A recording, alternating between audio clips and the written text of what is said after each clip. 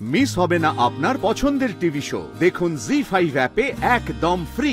বল আজকে বল, কোন পরপুরুষের কাছে তুই গিয়েছিলিস বল আমাকে।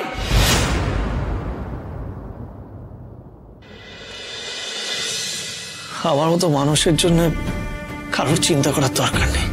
কিছু মনে করিস না দাদা, কিন্তু যে মানুষটা একবারও আসেইনি তার কথা ভেবে নিজেকে কষ্ট দিয়ে কি লাভ? আর তোর জামিন না হলে কিভাবে ভাবতে পারছিস তোর জীবনটা তো এখানেই শেষ হয়ে যাবে রে দাদা। আমার জীবনটা তো এমনিতেও শেষ হয়ে গেছে বাদল, সব সব শেষ হয়ে গেছে। যাকে ভালোবেসে বিয়ে করেছিলাম সেই আসলো না। সারাটা রাত অপেক্ষা করলাম, কিন্তু তাও আমার স্ত্রী সে কথা রাখলো না। তুই এখান থেকে চলে যা, আমাকে এখানেই থাকতে দে, চলে যা। তুই কি পাগল হলি নাকি? সারা জীবনটা এখানেই পচে কাটাবি? হয়তো এটাই আমার নিয়তি, এই চার দেওয়ালেই হয়তো আমার ভবিষ্যৎ লেখা আছে। না রাজ,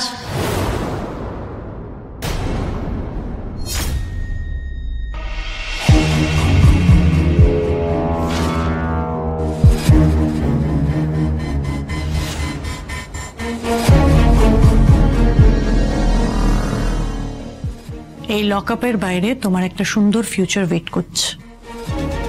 আপনি আমি বেঁচে থাকতে কোনো আইন তোমাকে এখানে আটকে রাখতে পারবে না। আমি জানি রাজ, তুমি খুব কষ্ট পাচ্ছ, সারা রাত এখানে খুব কষ্ট পেয়েছো, সারা রাত্রে ঘুমাতে পারোনি, ঠিক মতন খাওয়া দাওয়াও হয়নি। বাট আর নয়, আর এক মুহূর্ত তুমি এখানে থাকবে না। আঙ্কেল, আপনি দাঁড়িয়েছেন কেন? ইন্সপেক্টরকে পেপারগুলো দিন আর রাজকে এক্ষুনি এখান থেকে বার করুন।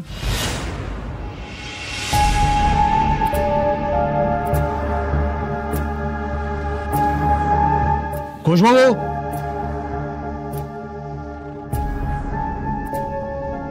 লকআপটা খুলে দিন।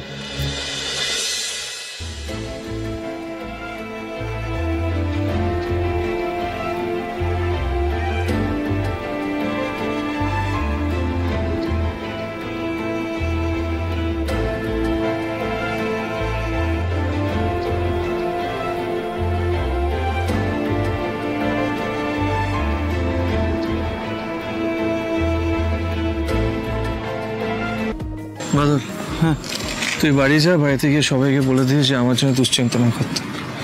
আচ্ছা, আমি তাহলে বেরোলাম। ও শোন না, বলছি বৌদি কি খবরটা দেবো নাকি জানানোর কোনো দরকার নেই? না, কাউকে কিছু বলতে হবে না। ও হাসপাতালে আছে, হাসপাতালেই থাকুক। যাকে গুরুত্ব দিতে চাইছে তাকে দিক, আলাদা করে আমার কথা বলার কোনো দরকার নেই। রাজ, আমাদের লেট হয়ে যাচ্ছে, এসো।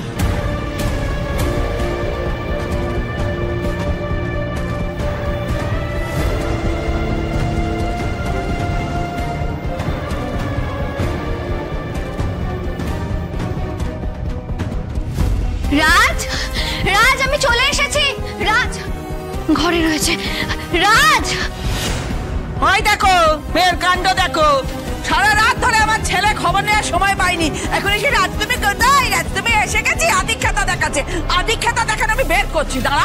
শুভ কেন তুমি আবার উঠতে গেলে বলো তো? ডাক্তার তো বলেছে তোমার রেস্টের দরকার। ডাক্তার কিন্তু সব করো, সারা রাত হাসপাতালে কাটিয়েছে, এখন এসে আদিক্ষেতা দেখাচ্ছে, আদিক্ষেতা। রাজ, রাজ কোথায় গেলে? রাজ পিরিত দেখাচ্ছে, পিরিত, ওর পিরিত দেখানো আমি বার করছি আজকে। শুভ, ওদের ব্যক্তিগত ব্যাপারে কেন তুমি নাক গলাচ্ছো? কেন ওদের ব্যক্তিগত ব্যাপারে তুমি ঢুকতে চাইছো? কেন ঢুকতে চাইছো? ও মা, বলছি রাজ তো ঘরে নেই, ও কোথায় মা?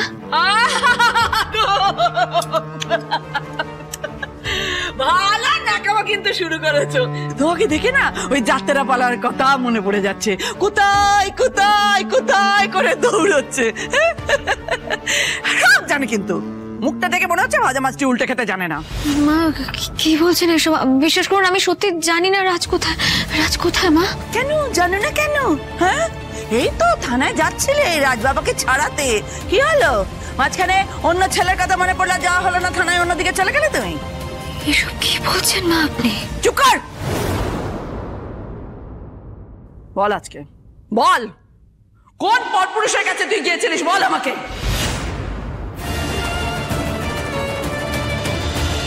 দাদার জামিন হয়ে গেছে। উফ, আজকে আমি কতটা খুশি না, তোকে বলে বোঝাতে পারবো না। কি যে শান্তি লাগছে না। তুই তো আমাকে ভয় পাই দিলি রে। কি ব্যাপার বলতো, তুই একা গেলি একা ফিরলি, তোর এই বৌদিকেও আমি দেখলাম কিছুক্ষণ আগে একা একা বাড়ি ফিরে গেল। তো তোর দাদা কোথায়? এই তোর চোখ কি সব দিকে থাকে? এই ওটা চোখ নাকি পাড়া সিসিটিভি ক্যামেরা? কে কখন কোথায় যাচ্ছে, কোথা থেকে আসছে, তোকে এত নজর রাখা দায়িত্ব কে দিয়েছে রে? এই শোন, সব দিকে নজর থাকে বলি না আমার সাথে কেউ টেক্কা দিতে পারে না, বুঝলি? হ্যাঁ, আরো কিছু। যাকগে, বৌদি তাহলে বাড়িতে এসেছে। চুপ করে আছিস কেন? উত্তর দে। সত্যি কথা বললে কেমন ঝাল লাগে, বুঝতে পেরেছিস? মা, আপনি আমাকে ভুল বুঝছেন। কি ভুল বুঝেছি? ভুল বোঝার আর বাকিটা কি আছে? তুই সারা রাত হাসপাতালে পড়ে থাকলি, একবারও গেছিস থানায় আমার রাজবাবার কাছে? একবারও চিন্তা করেছিস রাজবাবা কেমন আছে, ওর খবর নিয়েছিস তুই? আমি সারা রাত রাজকে কিভাবে ছাড়াবো সেটা নিয়ে ব্যস্ত ছিলাম। খসে পড়বে, জিভ খসে পড়বে তোর মাটিতে। মিথ্যা কথা বলে জিভ খসে পড়বে। লজ্জা করে না তোর? সকালবেলা ছিলিস গয়না চুরি করে নিয়ে তোর পীড়িতের লোককে দিতে। ভাগ্যিস ঠাকুর বাঁচিয়েছে, তোকে ধরলুম, তারপরে আবার ঢং দেখিয়ে তুই বেরিয়ে গেলি। এখন আবার ফেরত এসে বলছিস রাজ কোথায়, রাজ কোথায়, রাজ কোথায়? ন্যাকামি না? আমি সত্যি উকিলের কাছে গেছিলাম যাতে রাজকে ছাড়ানোর ব্যবস্থা করতে পারি। ওখানে গিয়ে জানতে পারি যে রাজের জামিন হয়ে গেছে। আমরা তো তাই শুনেছি, কিন্তু কে জামিন করালো? মানে এই রাতের বেলার মধ্যে এত সবকিছু হয়ে গেল, আমরা কেউ কিছু জানতে পারলাম না। আমিও ঠিক বুঝতে পারছিলাম না, কিন্তু বাবা একটা কথা বলুন, বাদল সবটা করেনি তো? বাদল হয়তো কোনো লয়ারকে অ্যাপয়েন্ট করেছে। ওর কি কোনো বড় লয়ারের সঙ্গে চেনা জানা আছে? কে কি করালো না করালো সে খবরে তোর কোনো দরকার নেই। ওই তো বাদল, কিরে তুই একা এলি? দাদা কোথায়? আরে চুপ করে আছিস কেন? তোর দাদা কোথায়? তোর দাদা জামিন কে করালো বল? দাদার তো এখন নিজের মানুষ বলতে একজনই আছে বাবা,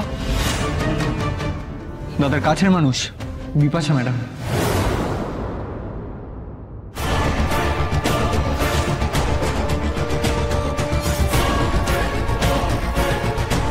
বিপাশা? বিপাশা কি করে জানলো? অবাক হচ্ছ কেন? অবাক হচ্ছে বৌদি, ওনার তো জানারই কথা। আমি না এর বেশি আর কিছু বলতে চাই না, তবে এটুকু বলতে পারি উনি জেনেছেন এবং দাদাকে ছাড়িয়েছেন, আর এর জন্য না আমাদের সবার কৃতজ্ঞ থাকা উচিত। বাদল, তোমার দাদা এখন কোথায় আছে? বিপাশা ম্যাডাম নিয়ে গেছে ওনার অফিসে। বিপাশা ম্যাডাম নিয়ে গেছে? এটা আবার নতুন কোনো চাল নাকি? ওর কোনো ক্ষতি করবে না তো ও আবার? তোর দাদাকে বিপাশা ম্যাডাম তার অফিসে নিয়ে গিয়েছে, তুই তো দাদাকে এখানে নিয়ে আসতে পারলি না? আর কি মুশকিল, ও তো সারা রাত লগতে ছিল। বাবা বাবা বাবা বাবা শোনো শোনো শোনো, অনেকবার বলেছি বাবা, কিন্তু বললো যে কি নাকি একটা অফিসিয়াল কাজ আছে, তাই জন্য দাদাকে থাকতে হবে। ভালো করেছে আসেনি, কি হবে বাড়িতে এসে? জমের দুয়ারে না আসাই ভালো।